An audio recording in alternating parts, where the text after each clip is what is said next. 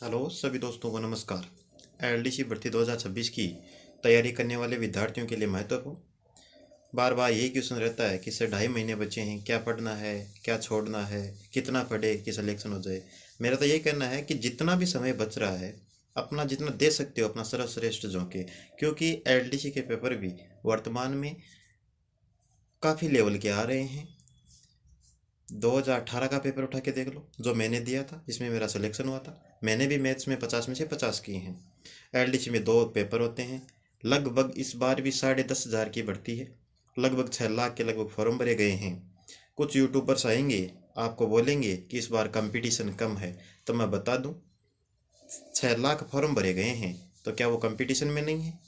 Government को सिर्फ 10,500 ही चाहिए, हमारी ज़्यादा ज़रूरत नहीं है। क्योंकि सीईटी वो भी 6 लाख बच्चे हैं, वो सीईटी पास करके आए हैं। अब हमारी स्ट्रेटेजी रणनीति इस प्रकार रहनी चाहिए कि 40% मार्क्स पेपर कैसा भी लेवल का बना ले, हम 40% तो लेकर ही रहेंगे। और ये भी नहीं है कि 40% बन गए तो हमारा सिलेक्शन हो जाएगा, क्योंकि पढ़ने वाले बच्चे बहुत है। और मैं बता दूं पहले पेपर में आता है जीके, साइंस और मैथ। दूसरा पेपर रहता है लैंग्वेज का, जिसका अलग ही महत्व है।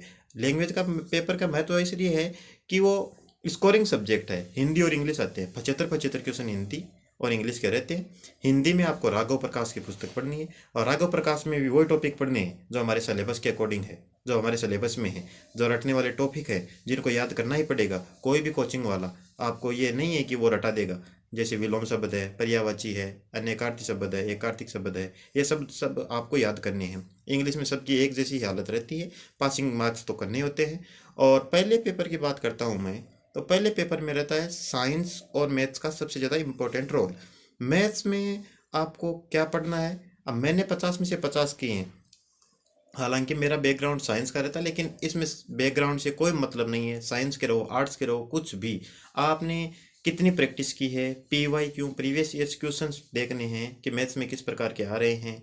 अभी आपके पास समय कम बचा है, बार बार रिवीजन करो, हर टॉपिक को इतना पढ़ो कि मतलब प्रैक्टिस से ही आप पेपर को अच्छे से अटेंड कर पाओगे। क्योंकि पेपर में समय काफ़ी रहता है, 3 घंटे का समय रहता है।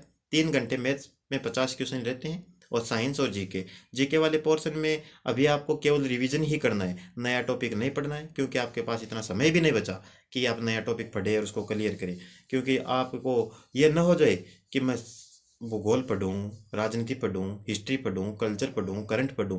क्योंकि जीके में आप 50 में से 50 नहीं मार सकते, लेकिन साइंस और मैथ्स ऐसे सब्जेक्ट है जिसमें 50 में से 50 भी लाए जा सकते हैं। साइंस में आपको क्या पढ़ना है, एनसीईआरटी की पुस्तकें पढ़नी है, कक्षा 6 से लेकर 10 तक की। एनसीईआरटी से बाहर साइंस में क्वेश्चन नहीं पूछ रहे हैं। और मैथ्स में मैथ्स का भी पेपर लेवल अच्छा ही रहता है। एलडीसी पढ़ती 2018 का पेपर देख लो, जिसमें पहला पेपर काफ़ी लेवल रहा है। 2024 का देख लो, उसमें भी पेपर लेवल का रहा है। तो आप ये मान कर चले पेपर लेवल के ही आएंगे और कंपटीशन अच्छा ही रहेगा। ये आपकी मेहनत पर डिपेंड रहेगा, आपके पेपर करने का तरीका कैसा है। इसके लिए आपको बार बार मॉक लगाने हैं, मॉक टेस्ट हमेशा देने हैं। नंबर कम आए अधिक आए ये ज़्यादा इंपॉर्टेंट नहीं है। आपको हमेशा इस बात पर ध्यान देना है कि मुझे एक टेस्ट डेली ही देना है। हमेशा मैथ्स के 50 क्वेश्चन तो निकलने ही चाहिए। क्या हिंदी में आज विलोम शब्द पढ़े, क्या आप पर्यायवाची याद हुई है कि नहीं हुई। याद करने वाले टॉपिकों को याद करना ही है। उसमें कोई कोचिंग वाला या कोई आपका बड़ा भाई बहन जो भी गुरु है, वो आपको कोई घोल के नहीं पिला सकता, उनको तो आपको याद करना ही पड़ेगा।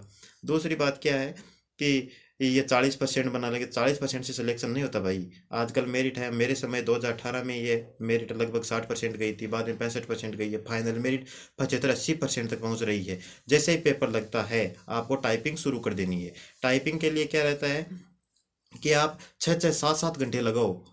आपकी अंगुलियों को ये शब्द जो कीबोर्ड के जो शब्द है वो याद रहने चाहिए।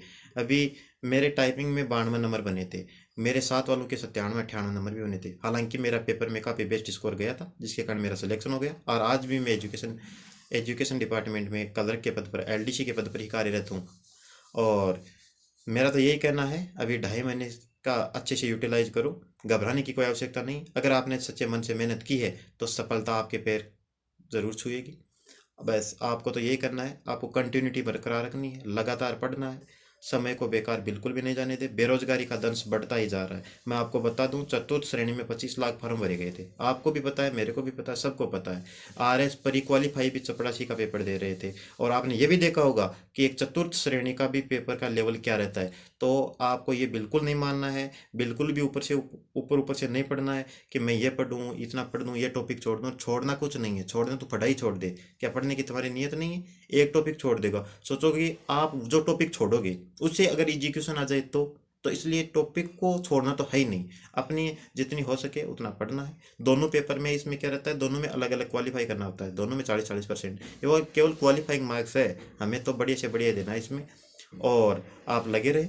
अगर किसी प्रकार की कोई समस्या है एलडीसी से संबंधित, इस पेपर से संबंधित, तो कमेंट बॉक्स में लिख दे। मैं निश्चित रूप से आपके साथ हूँ और आपको मोटिवेट करूँगा, आपको अच्छा मार्गदर्शन दूंगा। धन्यवाद।